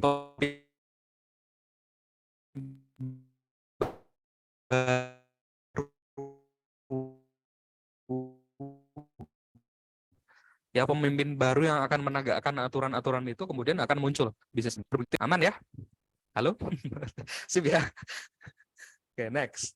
Oke, sebelum kita masuk ke sesi tanya jawab, ini epilog dulu, jadi kesimpulan-kesimpulan sedikit sebelum kita nanti masuk ke sesi tanya jawab atau sesi diskusi ke teman-teman semuanya, karena pada sore hari ini kayaknya udah mau selesai nih ya sesi ospeknya. Oke, nih saya percaya bahwa SOP adalah fundamental terpenting dalam menjaga sustainability dan profitability bisnis franchise dan kemitraan. Kalau konteksnya Anda pengen scale up, memperbanyak jumlah cabang, maka SOP adalah fundamental yang sangat penting sekali untuk supaya ada di bisnis Anda. Gitu ya. Nah ini kemudian harus ada di bisnis Anda ya, wajib ya, SOP itu harus ada. Kecuali Anda nggak pengen scale up, cabangnya cuma ada 1 doang, ya tapi 1 cabang itu ya pokoknya profitnya bisa 100 juta per bulan gitu misalnya. Anda nggak mau scale up tuh, ya udah itu mah pilihan Anda. Nah pada saat seperti itu SOP nggak penting karena Anda tiap hari ada di bisnis. Nah tapi kalau misal Anda pengen tinggalin bisnisnya, tapi tetap bisnisnya bisa berjalan gitu ya, tanpa ada Anda di dalamnya, ya SOP itu harus ada. Apalagi kalau konteksnya pengen scale up kemitraan dan franchise gitu ya, pengen jadi top of mind di kategori Anda masing-masing, pengen scale up lah, ya memperbesar skala bisnis lah. Ya maka ya SOP itu penting sekali. Maka dari sekarang ya coba bentuklah SOP berdasarkan materi-materi yang sudah saya sampaikan barusan. Silakan dipraktekin aja dulu, nggak usah dipertanyakan keilmuannya. Waduh. Intinya coba praktekin dulu aja. Nanti kalau mentok, boleh deh DM saya di Instagram, kan pada ini ya, Kayaknya sih follow saya ya, hopefully ya. Kalau nggak follow ya sudah nggak apa-apa. Kayak gitu aja dari saya teman-teman. Tapi sebelum kita akhiri sesi pada sore hari ini, saya pengen ngundang teman-teman sebenarnya untuk ikutan workshop workshop nasional franchise blueprint ini selama 2 hari. Tapi mohon maaf ya, Jakarta kayaknya udah nggak ada lagi karena kan udah selesai kemarin di workshop di Jakarta. Ini workshop nasional yang akan diselenggarakan di 5 kota. Apa topiknya? Ya topik utamanya adalah supaya scale up dengan benar, dengan orientasi yang sehat. Apa tuh orientasi yang sehat? Ya sustainability-nya, awet gitu ya cabangnya, sama profit. Gitu ya. Jadi nggak cuma profit untung aja, tapi juga bisa sustain. Nah, maka ikutan di sini. Nah, siapa aja yang udah pernah ikutan? Ya banyak ya. Nanti saya sebutin, tapi ini kira-kira kurikulum materinya. Jadi 2 hari kita akan bahas secara offline. Kalau teman-teman pengen ketemu sama saya, kita ngobrol bareng. Teman-teman silakan cerita sama saya deh ya, kasusnya apa di bisnis Anda? Solusinya apa? Apa yang bisa saya bantu? Ya kalau cerita online kayak gini kayaknya cukup susah, jadi makanya saya ngadain workshop offline. Saya juga jarang banget ngadain workshop offline. Jadi ini supaya lebih mudah aja untuk ngebantu Anda. Karena selama ini kalau offline itu paling kasusnya saya ngebantuin klien. Jadi one on one ya, karena bayar saya mahal. Jadi mending ya udahlah kita belajar bareng di workshop Franchise Blueprint. Ini hari pertama ngomongin tentang EOP. Ini EOP salah satu fundamental terpenting. Ya, gimana caranya organisasi dalam satu toko tuh excellence dulu supaya nanti ketika di copy paste bagus. Ini fundamental pertama, hari pertama. Salah satu elemennya itu ya SOP. Ya. Lalu ada fundamental kedua financial modeling, lalu ada mapping strategi dan legal. Ini hari pertama nih. Dan praktek ya, ini nggak cuma teori ya, ini langsung kita praktekin hari pertama satu-satu. EOP ada prakteknya, financial model ada prakteknya. Anda harus tahu nanti berapa margin bahan baku yang harus Anda ambil misal ya, atau berapa profitnya mitra supaya mitra itu bisa sehat ya. Lalu kemudian Anda harus menentukan berapa besaran royalty fee. Karena royalty itu adalah indikasi bahwa supportnya ada berkelanjutan gitu ya. Ini kemudian harus kita hitung bersama-sama supaya apa ya, supaya ada guidance-nya gitu ya. Nah, hari kedua apa? Hari kedua bakal ngebahas tentang sales support, logistic plan, timeline opening, MUM, media usage metrics, dan franchise organization. Ini akan kita bahas. Ya, supaya apa? Supaya tujuannya sih simple. Mitra Anda awet dan sehat. Udah itu aja sih, ya. Itu tujuannya. Ini akan kita bahas hari pertama dan hari kedua. Gitu teman-teman ya. Nah, kemudian dapat apa aja sih di workshopnya ya? 2 hari workshop offline, tentunya kita workshop di hotel bintang 4 di Surabaya nanti sama di Solo. Lalu ada lunch coffee break, print out materi, group mentoring ya boleh. Lalu kemudian ada template SOP dan quality control. Nanti Anda silakan ambil semua template-template yang saya punya untuk Anda pakai di bisnis Anda gitu ya, supaya bisnis Anda lebih berkembang lagi. Atau kalau nggak berkembang berarti lebih firm lagi, solid lagi secara fundamental. Lalu ada template training program, 130 proposal, kemitraan, manajer template KPI dan manajer toko, template financial model. Oke, pertanyaannya mungkin gini, kenapa dari sekian materi itu nggak pernah diajarin tentang nyari mitra? Ya, gimana? Kenapa nggak pernah diajarin tentang nyari mitra? Jawabannya adalah kalau bisnisnya bagus, Anda nggak nyari mitra, mitra yang nyari Anda. Ya, ini Pak Rudi Tahu Taisi kayaknya lebih paham dari saya yang ikutan sering. Ya Pak ya, kalau misalnya bisnis kita bagus, kita nggak nyari mitra, mitra yang nyari kita. Nah itu yang kemudian harus kita istilahnya ya, kita jadiin mindset utama ya ketika membangun bisnis kemitraan. Gitu. Karena nyari mitra tuh gampang sebenarnya, asal bisnisnya bagus aja. Gitu ya. Nah, next. Ini yang kemarin di Jakarta dokumentasi. Jadi kita full praktek, letter mejanya tuh letter U gitu. Jadi kita praktek semuanya bareng-bareng gitu ya. Ini bareng-bareng sama peserta yang di Jakarta kemarin. Ini udah selesai, mohon maaf teman-teman, kemarin ya bulan lalu 5 sampai 6 Juli ya, berarti pas sebulan lalu kita full praktek di sini dan saya keliling. Maksudnya saya keliling satu persatu gitu ya mejanya gitu ya. Karena apa? Karena saya paham biasanya ikutan workshop itu level pendidikannya beda-beda gitu ya. Maksudnya ada teman-teman yang misal udah S1, ada yang S2, tapi ada juga yang mohon maaf gitu ya, SD-nya nggak tamat. Jadi agak susah untuk menerima materi yang mungkin pakai bahasa manajemen gitu ya. Itu agak susah. Nah, makanya saya keliling mastiin untuk mana nih teman-teman yang belum paham atau nggak nangkep materinya. Nah, tapi mohon maaf di workshop itu diwajibin untuk bawa laptop ya masing-masing ya. Saya rasa teman-teman udah ada laptop harusnya kalau misal bisnisnya pengen grow, karena harus pakai data ngolahnya semuanya nggak mungkin manual gitu. Nah, berapa biayanya? Nah, ini silakan lihat di landing page-nya Franchise Blueprint aja. Saya mager untuk buka-buka landing page. lagi. Nah, itu aja ya kira-kira ya. Bilang aja hari ini udah ikutan ospek dari Mas Agung dan katanya dapat promo. Ya, bilang aja ke Mbak Desi yang admin kita, bilang aja Mbak Desi, saya hari ini ikutan ospek, katanya Mas Agung dapat promo gitu ya. Nanti akan dikasih diskon sama Mbak Desi. Ya, kalau di landing page harganya 3,5 juta per seat, kalau nggak salah ya. Atau masih ada promo. Sebentar ya. Oh enggak, ternyata yang promo udah sold out. Ya, yang early bird udah sold out, yang 30 seat pertama, sekarang tinggal yang 3,5 juta per seat.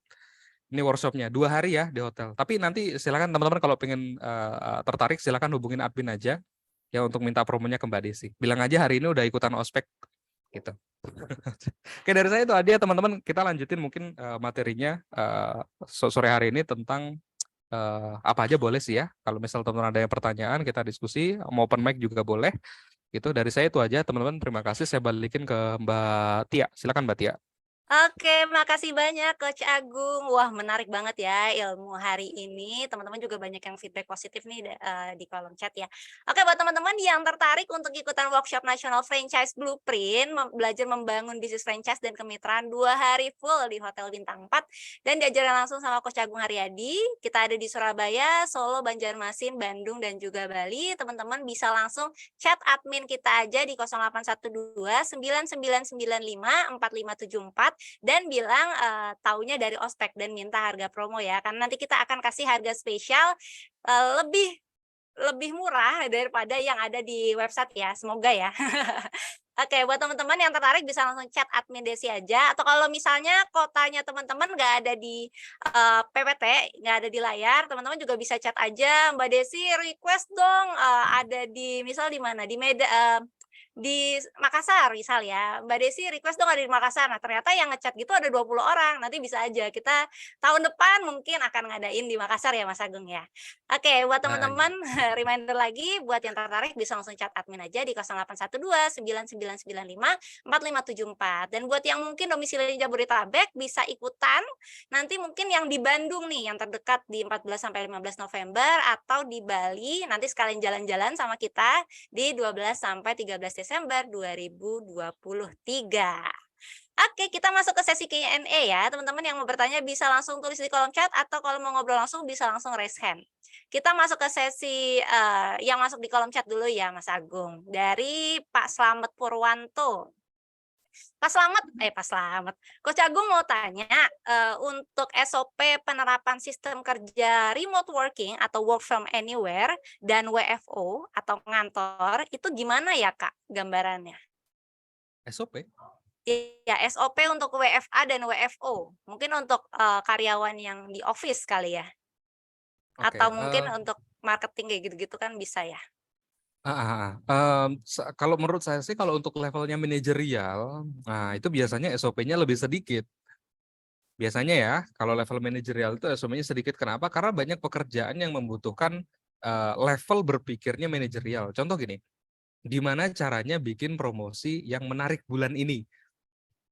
Gimana cara bikin SOP kayak gitu? Nggak bisa. Kalau misal prosesnya manajerial dan membutuhkan logic thinking yang bagus, itu nggak bisa dikekang pakai SOP. Kalau menurut saya. Nah, cara yang ideal untuk membentuk yang seperti itu, ini saya taruh dulu mic-nya. Mungkin seperti ini, pakai OKR namanya, Objective Key Result. Kalau misal dia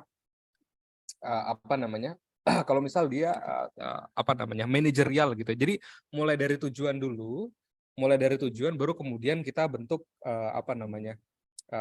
detailnya gitu. Ini sebentar kok agak susah nih. Ya, ini saya pindahin dulu. Nah, gini ya. Oke. Ini kira-kira bentuknya OKR nanti. Jadi kita tentuin dulu. Jadi lebih diskusi dua arah. Kalau KPI kan kita tetapkan, perusahaan akan menetapkan target kamu ini. Setelah itu supaya target kamu bisa tercapai, apa nih yang bisa saya lakukan? Nah, kalau OKR tuh beda. Kalau OKR tuh lebih ke dua arah. Oke, kamu kan talent di perusahaan saya. Ya, menurut kamu apa yang bisa kamu kontribusikan supaya bisa membantu perusahaan kita? Jadi lebih ke dua arah. Kalau OKR itu biasa seperti itu pengalaman saya dulu pernah kerja di salah satu startup di Singapura, tapi maksudnya remote gitu ya, jadi dari rumah. Itu penentuannya seperti itu. Jadi bentuknya bukan SOP, tapi bentuknya adalah OKR. OKR itu ganti dari KPI. Ini ya, ini kayaknya ada yang bahas nih di Google. Bedanya OKR sama KPI. Kok nggak loading ya? Ya intinya itu ya. Jadi coba pakai OKR aja untuk membentuk target kerjanya. Nah nanti tinggal dievaluasi setiap minggu, gitu ya. Ini jawaban simpelnya kira-kira seperti itu. Ya semoga menjawab. Oke, siap. Ini banyak nih yang open camp ya, ada Pak Rudi, ada Pak Setia Solo. Boleh kalau misalnya mau ngobrol langsung sama Coach Agung bisa open mic atau mau angkat tangan juga boleh. Oke, ini ada pertanyaan dulu nih dari Kak Indi Kreatif. Selamat sore Mas, saya baru membangun kemitraan usaha es teh. Bagaimana ya Mas cara membuat SOP-nya bisa diterima dengan baik oleh calon-calon mitra kami? Apakah Mas Agung ada template SOP kuliner seperti kami yang bisa di-download atau dibeli? Terima kasih Mas. Wah ini lagi rame nih Mas Agung. Di sekitar sini juga banyak banget usaha kemitraan es teh ya. Es teh Jawa. Oke, pertama balik ke tujuannya dulu ya. Ini mau di SOP-kan sampai batas mana? Ya, itu yang kemudian harus kita ini dulu. Jadi cakupannya diperjelas dulu. Mana yang mau di SOP-kan, mana yang tidak. Ini mungkin cakupannya. Kalau misal levelnya kafe, ya, misal es teh tapi levelnya kafe gitu ya. Kayak siapa? Kayak Lewis and Carroll di Jakarta di Kemang sana. Kayak Starbucks tapi versi teh gitu ya. Kalau misal seperti itu kan berarti SOP-nya akan sangat banyak sekali. Jadi cakupannya cukup banyak. Beda kalau misal ini booth ya atau pinggir jalan, dan saya rasa sih konteks pertanyaannya lebih ke situ ya. Nah, kalau misal levelnya ke situ berarti ya SOP yang harus ada adalah SOP produksi, SOP pelaksanaan operasional di lapangan biasanya sedikit tuh. Karena nggak banyak hal yang harus kita maintain gitu. Sebenarnya gini, kalau yang seperti itu kan berarti orientasinya kayaknya bukan jangka panjang ya, lebih ke short term goal saja. Dan yang penting mitra nggak rugi ya. Kayak misal mitra buka nih paket kemitraan es teh berapa, 2 juta, 3 juta, atau mungkin 5 jutaan gitu ya, di bawah 10 juta lah intinya. Mitra jualan selama kapan? Selama 2 bulan. Nah setelah 2 bulan balik modal. Setelah itu dagang lagi selama berapa? 3 bulan, 4 bulan. Sehingga mitra kan cuma buka selama kira-kira sekitar 6 bulanan. Ya setelah 6 bulan mitra tutup. Yang biasanya kan kayak gitu tuh ya. Nah kalau misal prakteknya seperti itu, ya berarti penerapan SOP-nya, customer service-nya, atau ya pelayanan di toko itu nggak harus yang sangat serius sekali, karena memang ini short term. Ya Anda nggak boleh berhenti nyari mitra nantinya. Jatuhnya kan berarti jual gerobak tuh. Ya, apakah praktek jual gerobak itu salah? Ya tergantung mitranya rugi apa enggak, berapa persen yang rugi. Kalau misal ada yang rugi ya, saya sebenarnya nggak terlalu ini ya. Mungkin ini agak berbeda dengan pendapat beberapa coach atau mentor di luar sana. Jualan gerobak itu oke-oke aja. Boleh-boleh aja, go-go aja. Karena masih lebih baik daripada lebih baik daripada bisnis kemitraan yang mahal banget, baru launching gitu ya, baru launching katakanlah 1 bulan, bulan berikutnya langsung bikin kemitraan, kerjasama sama artis, paket kemitraannya 400 juta. Nah, 1 bulan kan belum valid tuh bisnisnya. Ya kalau rugi mitranya, wah itu bayangin berapa ratus juta kerugiannya. Masih lebih mending daripada itu tadi. Jadi paket kemitraan yang sistemnya jual gerobak itu memang orientasinya untuk ya supaya jadi pelajaran aja untuk first time business owner, untuk mitra, supaya ngasih mitra gambaran, oh kalau dagang rasanya gini loh, gitu ya. Karena memang tujuannya untuk ke situ, ketimbang untuk sustain, dan nggak masalah, gitu ya. Jadi SOP-nya nggak harus dibikin terlalu firm. Yang Anda harus firmkan itu adalah SOP di warehouse pusat. Karena kalau Anda sistemnya seperti itu berarti target tokonya berapa? 100 toko, 200 toko, tapi kecil-kecil gitu ya. Jadi banyak. Nah, warehouse pusatnya itu kapasitas produksinya kan harus gede banget. Biasa ada klien di daerah Bekasi namanya jangan disebut nama deh. Soalnya mau bocorin sedikit ini. Dia supplier untuk roti-roti seperti itu, dia bikin brand. Ya, kemudian capex 1 tokonya itu nggak begitu mahal untuk setup 1 booth ya, tapi kegiatannya tiap bulan adalah untuk mencari mitra. Nah yang harus firm banget SOP-nya itu adalah SOP produksi di pusat. Nah itu harus ISO, nah ya standar-standar operasional produksi yang food safety gitu ya, gitu-gitu itu udah harus sangat firm sekali. SOP di toko, nah itu yang sebenarnya nggak terlalu sulit untuk kita rumuskan. Jadi Anda mau kemana nih gamenya? Ya sumber duitnya akan ada di mana? Kalau Anda kekeh ya dengan idealisme, oh saya pengen bootnya banyak gitu ya. gerobaknya banyak, tapi saya pengen pelayanannya prima. Omsetnya kan nggak sustain untuk ngeprimain gitu. Misal ya, ini contoh aja nih ya. Ini nanti akan kita bahas studi kasusnya di workshop franchise blueprint sebenarnya. Akan saya bongkar data-datanya karena ini online ya teman-teman ya. Saya takutnya kena delik ya. Tadi saya sebutin ada sebuah brand yang nakal kayak gitu kerjasama dengan artis juga. Nggak mungkin saya bocorin di sini gitu ya. Ini akan kita bahas di workshop franchise blueprint nanti. Gitu. Oke, Ya. siap Mas Agung. Kita lanjut lagi ya, pertanyaan dari Karizal Ibnu nih. Mas mau tanya, punishment yang baik apabila karyawan lalai dalam mengerjakan tugas sesuai SOP, misalnya salah dalam mencampur bahan baku sehingga jadi spoil. Apakah perlu ganti rugi atau cukup teguran ya? Pertanyaan saya, apakah itu masuk ke kontrak kerja atau enggak si punishment itu? Nah, itu ya. Jadi diperjelas dulu sebenarnya skop kerja karyawan itu sampai mana dan reward dan punishment-nya sampai mana. Kalau misal aturannya nggak ada, maka nggak bisa disebut sebagai pelanggaran. Karena pelanggaran itu hanya bisa disebut pelanggaran kalau aturannya tertulis ada. Ya kan gitu. Ya pelanggaran, aturan dulu ada, baru ada pelanggarannya. Kalau misal terjadi sesuatu gitu ya, ketidakinian pelanggarannya tapi aturannya nggak ada, maka kemudian kita nggak bisa memberikan sanksi, memberikan denda. Jadi kalau misalnya itu udah terjadi duluan di bisnis Anda, saran saya adalah ya segera bikin aturannya bahwa nggak boleh lagi ya itu kejadian gitu. Apalagi kalau itu sering kejadian, itu namanya bukan, kalau misal sering kejadian namanya bukan pelanggaran ya, tuman itu mah. Jadi harus dikasih sanksi yang lumayan kenceng ya. Saya rasa segitu. Jadi kalau misal itu terjadi silahkan bikin peraturannya dari sekarang dan harus tertulis gitu. Semoga menjawab. Rekomendasi sanksinya seperti apa Mas Agung? Perlu ganti rugi atau cukup teguran? Rekomendasi sanksinya adalah ganti rugi sesuai nominal HPP yang disebabkan oleh karyawan pelaksana. Gitu. Karena kita nggak mengambil untung dari kesalahan karyawan kita di lapangan. Oke, siap. Lanjut ya Mas Agung. Ini ada jawaban dari Kak Indi Kreatif. Terima kasih banyak ya Mas untuk jawabannya. Saya pun punya pantun Mas. Makan jagung muter-muter.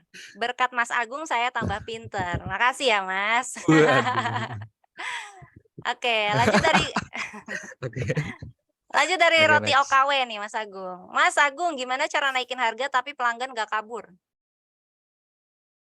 Gimana cara naikin harga tapi pelanggan nggak kabur?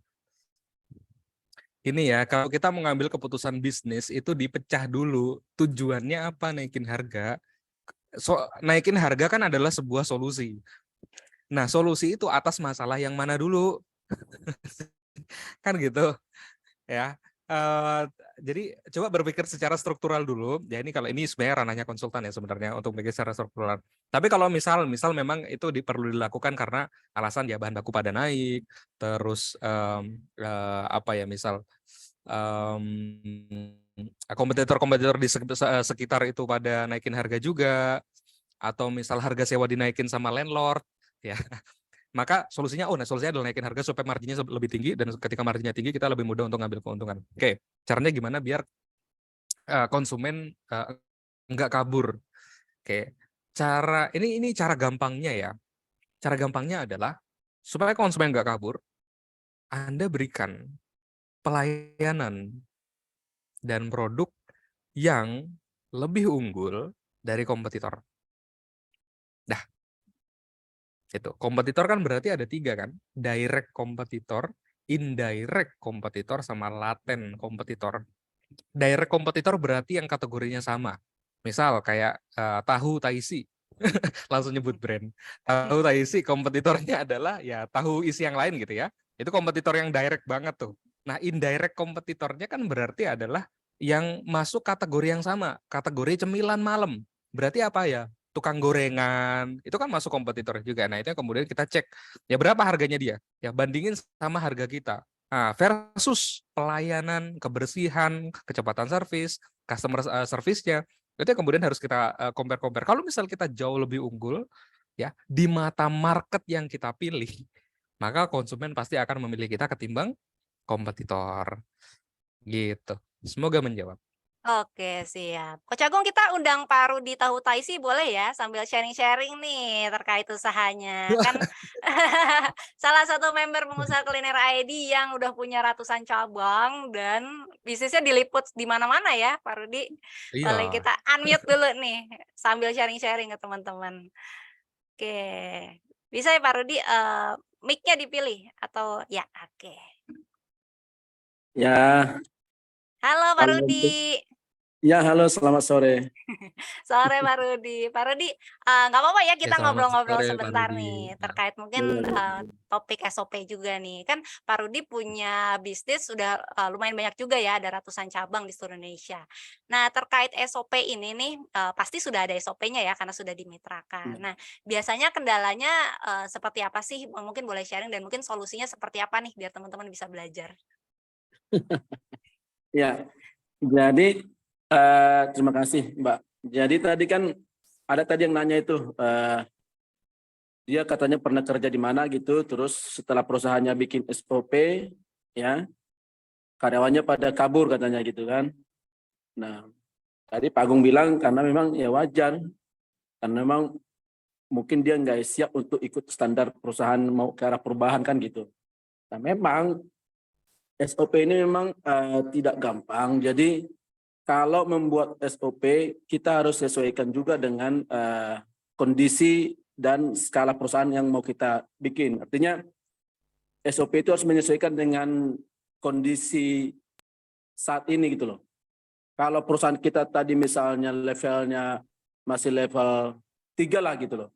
Terus kita bikin SOP-nya level 9 atau 10. Nah itu bisa nggak jalan SOP-nya. Karena SOP itu kan dinamis kan, berubah ya. Jadi minimal bikin 2 tingkat di atas kita untuk kita kerjain, untuk kita capai. Nanti udah tercapai lagi, rubah lagi, nah begitu. Nah sebaliknya juga, kalau SOP-nya juga kerendahan, ya perusahaannya juga nggak grow kan gitu, nggak berkembang. Nah terkait tadi dengan kemitraan, ini kan lebih spesifik kemitraannya. Nah, kalau kemitraan ini kan ada 2 yang handle ya. Ada outlet, nah ada central kitchen atau pabrik. Nah, sama. Nah, ini juga outlet ya, restoran sama dapur atau central kitchen. Nah, itu juga SOP-nya berbeda. Nah, ini kita lebih fokusnya di mana. Nah, kalau kayak saya, ini saya ceritain di saya. Kalau di saya kan gerobakan ya. Artinya kalau dibikin SOP secanggih restorannya Pak Agung mungkin kan ya akan sulit gitu loh. Nah, jadi di sana itu SOP-nya sederhana aja. Artinya bagaimana goreng tahu yang bagus, cara penyajiannya ya kan, dan handling komplain. Nah, mungkin hanya sesederhana itu. Nah, tapi di pabrik untuk menghasilkan bahan baku outlet yang yang bagus, nah itu SOP-nya ya seperti pabrik benaran gitu loh. Jadi memang betul-betul mulai dari penerimaan bahan baku, nah sampai pengiriman itu semua ini. Nah, jadi memang untuk tadi soal pengeksekusian memang nggak gampang. Itu mulai dari sosialisasi, mulai pembuatan, setelah dibuat disosialisasi, setelah sosialisasi di training ulang lagi, dan nanti habis itu berubah lagi. Karena apalagi kita yang masih dari kecil mau beranjak ke menengah misalnya, itu kan selalu berubah-ubah, artinya ada pembenahan, berubah lagi. Nah SOP itu dalam tempo 2-3 bulan udah berubah lagi, 2-3 bulan berubah lagi. Jadi memang untuk berkembang itu memang butuh dinamika yang sangat ini. Gitu sih. Tapi kembali lagi, kalau mau perusahaan kita mau bagus, ya ini Pak Agung ini sebagai solusi, ya harus kita terapkan lah. Saya sendiri aja mau belajar sama Pak Agung, itu aja sih. Siap, terima kasih. Sukses terus Pak bisnisnya, Tahu Taisi. Ya, Pak Agung. Iya, makasih banyak Pak Rudi untuk sharingnya. Emang bener ya, SOP tuh harus selalu diupdate dan owner nggak bisa lepas tangan. Jadi kalau misalnya ada yang bilang, aku mau punya bisnis supaya autopilot, bisnisnya jalan, ownernya jalan-jalan, sebenarnya nggak bisa segampang itu ya, kecuali kamu benar-benar jadi investor seutuhnya, udah tinggal pasif aja. Kalau kamu masih bentuknya adalah ya apalagi bisnis masih menengah, skalanya masih kecil dan juga menengah, harus terus up to date dengan bisnisnya. Ya kalau misalnya dia dari yang kecil jadi menengah jadi besar, itu SOP juga harus selalu di-update ya. Oke, sip. Saya cek dulu, ada pertanyaan lagi nggak? Oke, Kak, apakah video kelas full daging ini ada rekaman ulangnya untuk dipelajari? Gimana nih Coach Agung, di-share atau enggak? Oh ya, di-share dong. Masa nggak Di-share di-share, ya? ngapain nggak di-share dah? Kan nanya dulu nih ke Coach. Oke, nanti kita bakal Di-share, upload di di-share. YouTube ya seperti biasa teman-teman. Jadi setiap kali kita ada kelas gratis ataupun misal ospek itu semua akan diupload rekaman ulangnya di YouTube channelnya Pengusaha Kuliner ID. Jadi buat teman-teman yang mungkin mau ngecek-ngecek juga nih rekaman kelas-kelas sebelumnya bisa langsung meluncur ke YouTube-nya Pengusaha Kuliner ID. Oke, berhubung udah jam segini boleh dong teman-teman yang masih standby kita open kamera dulu ya. Kita foto bersama sebelum menutup ospek pada hari ini. Oke, saya cek dulu. Wah, masih banyak sekali nih. Kebanyakan bapak-bapak semua ya. Oh, ada Ibu Irene.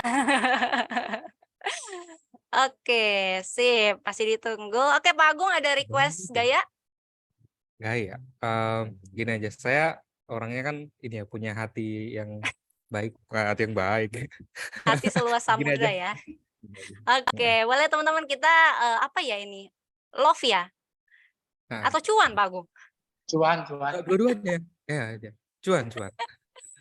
Oke, teman-teman boleh cuan ya. Admin boleh dibantu kita foto 1, 2, 3. Oke, sekali lagi 1, 2, 3. Sampai page 2 nih soalnya. Oke, siap. Makasih banyak buat teman-teman semua nih yang sudah hadir. Coach Agung, mungkin ada last statement gak nih sebelum kita tutup ospek hari ini? Oke, last statement-nya adalah saya berharap sekali teman-teman yang udah investasi waktu untuk ikutan kelas pada sore hari ini itu dapat apa yang teman-teman cari ya, yaitu ilmu, insight, inspirasi, supaya nanti bisa dipraktekin, diambil hikmahnya untuk dibawa di bisnisnya masing-masing. Saya berharap sekali teman-teman nanti bakal berkembang bisnisnya, maju terus, profitabilitasnya oke.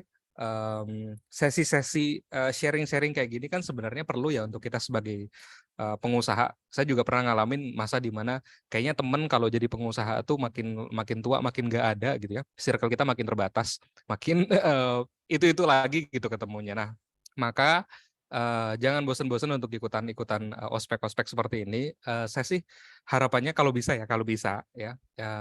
Saya sendiri nargetin untuk sebulan sekali lah ngadain ospek atau sesi sharing seperti ini supaya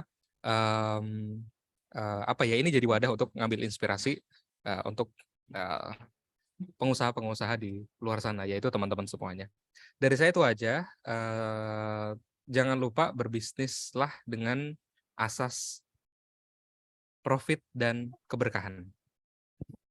Oke, sip. Dari saya itu aja. Makasih. Assalamualaikum warahmatullahi wabarakatuh. Waalaikumsalam warahmatullahi wabarakatuh. Oh ya, Mas Agung tadi menyinggung soal networking dan juga menambah teman ya. Jangan pelit untuk menambah ilmu dan nambah teman. Saya juga keingetan nih, kita di bulan ini bakal ada kopdar juga ya, Coach Agung di Solo. Jadi buat teman-teman pengusaha kuliner yang ada di daerah Jawa Tengah dan juga Jogja maupun yang di sekitarnya bisa ikutan nih karena ini adalah kopdar perdana kita di luar Jabodetabek. Kalau rame kita bakal lanjut lagi nih ke kopdar di kota-kota selanjutnya. Tapi kalau misalnya nggak ada yang ikut ya udah nggak jadi, kita bakalan kopdar di Jabodetabek aja. Oke, buat teman-teman yang tertarik untuk ikutan franchise Blueprint bisa langsung kontak admin kita aja di WhatsApp di 0812 9995 4574 untuk dapetin harga spesial ya, yang pastinya lebih ekonomis daripada yang ada di website, khusus member Pengusaha Kuliner ID yang ikutan ospek pada hari ini. Saya Tia pamit undur diri. Wassalamualaikum warahmatullahi wabarakatuh. Bye-bye semuanya. Ya, makasih. Ya, assalamualaikum.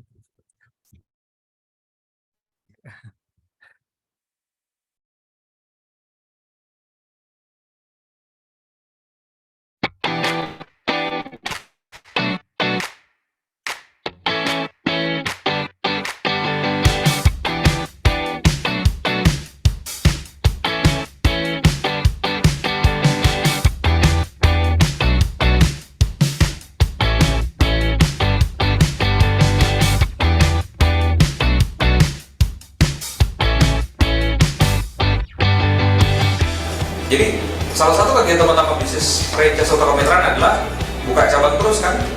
Nah, proses pembukaan cabang ini harus dibentuk dalam sebuah timeline supaya satu kali pembukaan cabang itu rapi, nggak ada yang kelewat, nggak ada itu kemudian tiba-tiba oh udah mau grand opening, billboardnya nggak ada lah. Misalnya udah mau grand opening tapi tabung gas nggak ada misalnya.